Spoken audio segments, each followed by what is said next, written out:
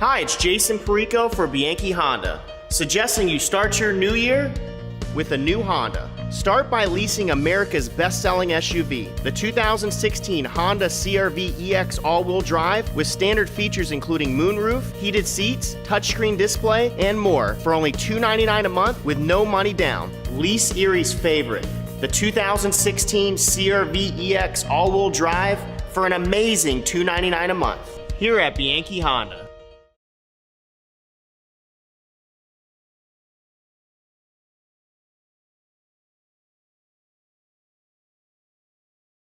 Another Tuesday, another Gannon Golden Knights Coaches Show. He is Coach John Reilly. Coach, how are you today? Pretty good. Doing well? Good. Coming off of two games, one against UPJ, one against Seton Hill. So let's start with Pitt Johnstown. It was a victory, 1 point. I guess it just has to be exciting with that team. Well, we always say it, they're just a very good team. And they passed the ball probably better than anybody in the league. And we knew that they were going to be hard to guard. And we did a pretty nice job. We got down in the second half, but we fought back and ended up hitting the go-ahead basket with a couple seconds to go. And then we were fortunate enough to stop them on the last possession. So it was a slow start. First 5 minutes, I think I saw.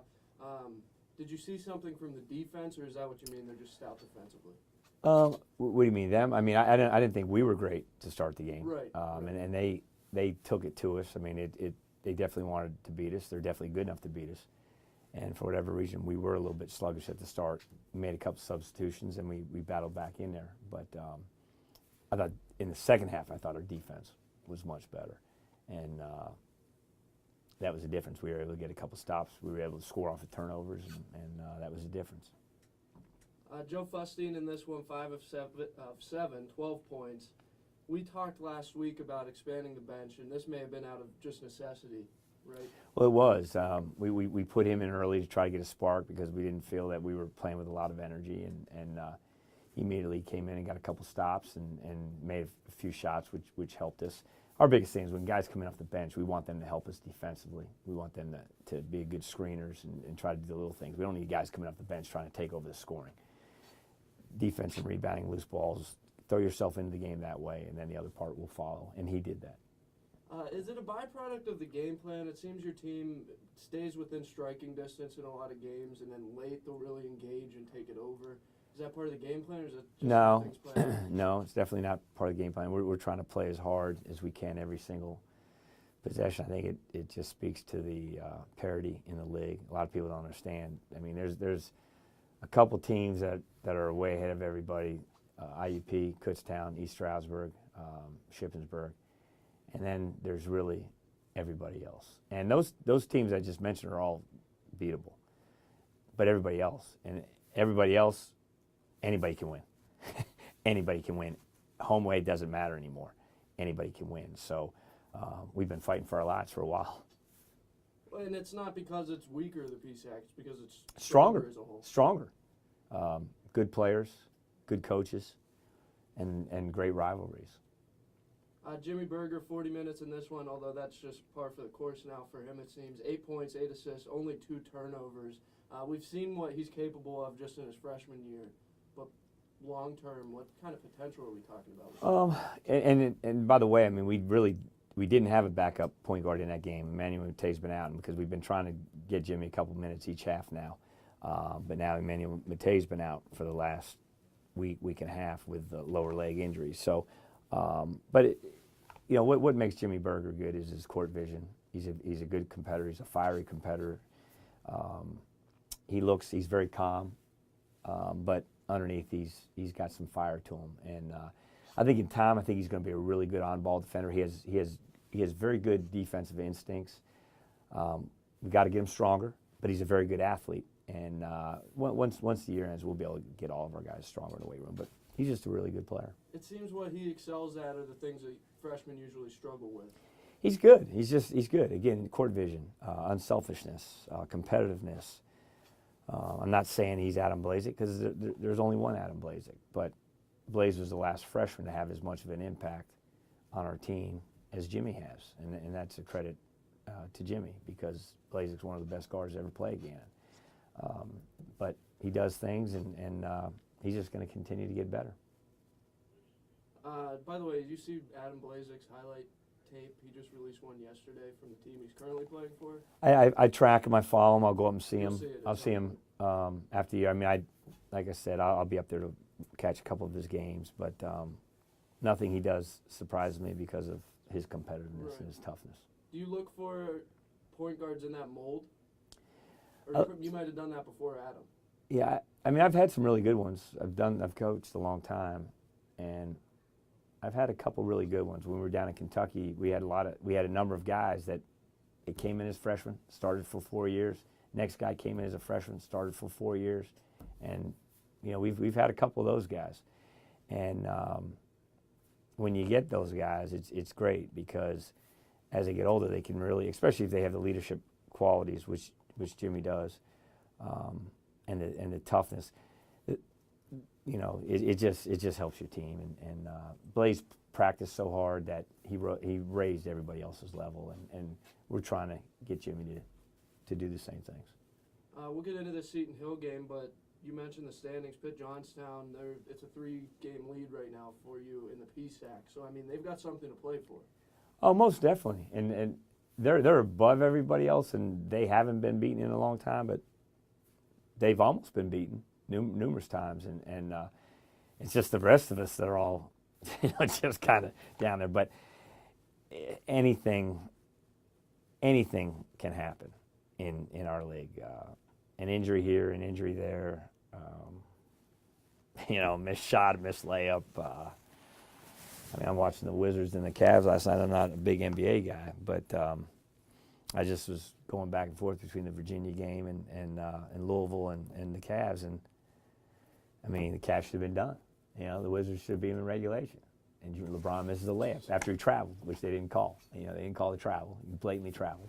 You know, he missed it. They foul. Wizards go and make 2 free throws. They're up 3.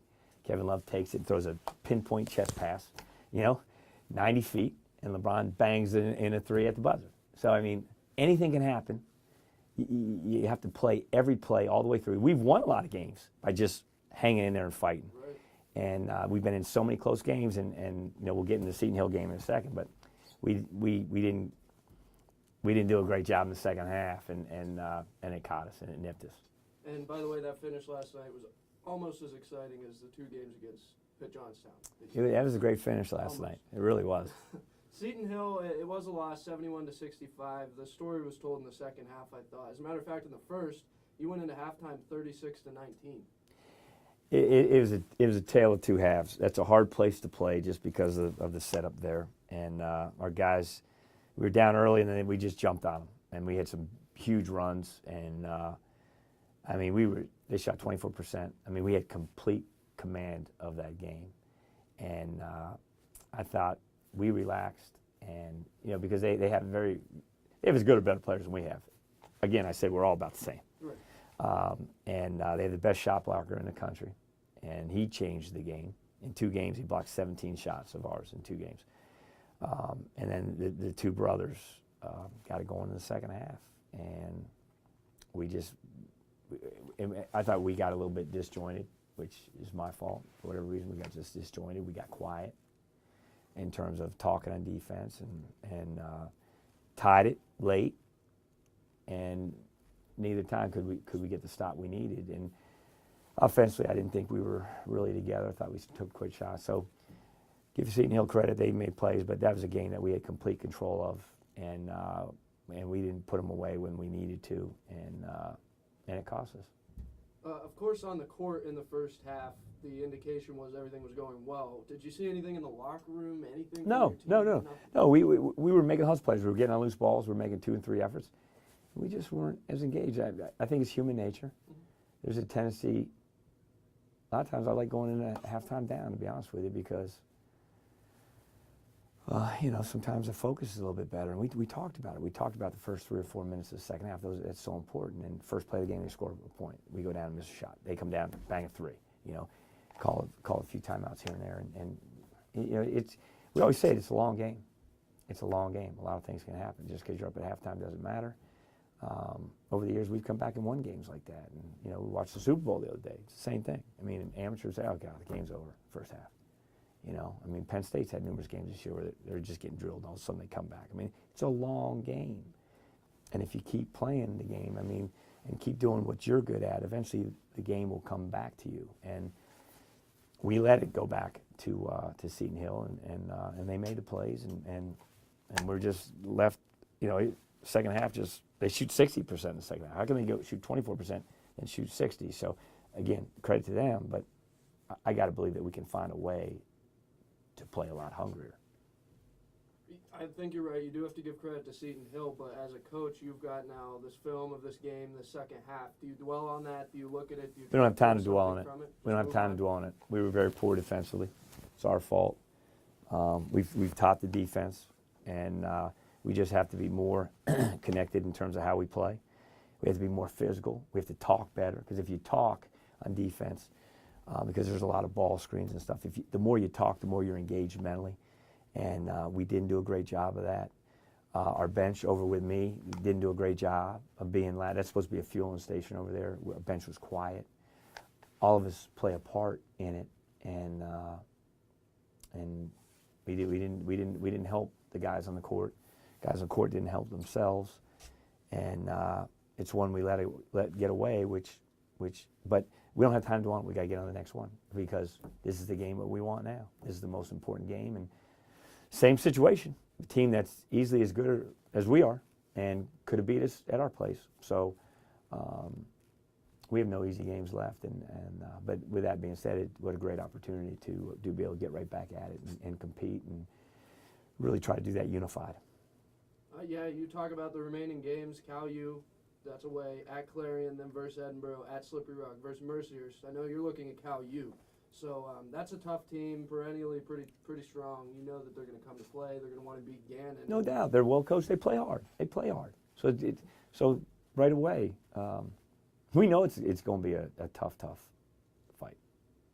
But your destiny, for lack of a better way of putting it, is in your hands. Of course it is. And again, our guys had a good workout yesterday. What does it mean? I don't know. Other than we had a good workout yesterday, and we'll prepare again today, and then we'll go down the day of. So we've got to compete at a high level, and we've got to fight. I mean, we really have to fight, because the parity is tremendous.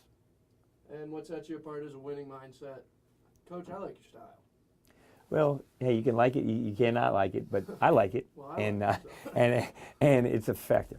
We've won a lot of games. We've won hundreds of basketball games over the years, and it's because you get tough guys, you know, tough. And when I say tough, I'm not talking about cheap shot tough. I'm just talking about people willing to be in the stance, you know, willing to you know, go after that ball that's 20 feet away versus just watching it, you know, being physical in the post, running the court hard. I mean, those are things that good players do. You know, they you know, getting back to LeBron last night, you can say whatever. He had 17 assists. Maybe he ended with more than that. That's a guy that can score the ball. He had 17 assists. You know, Kevin Love's playing at a high level. But again, we have players. So players take pride in more things than just putting the ball in the basket. It's all that other little stuff. And so that I'm hoping we can get this team to fight at even a higher level than what we've been at. And because if we do, hey, who knows? Who knows what can happen? Yeah, like I said, destiny's in your hands. PSAC is clinched. You got Cal coming up Wednesday, Saturday. It'll be at Clarion. Coach, good luck to you. We'll do this again next week. Appreciate it. Thanks so much, Alex.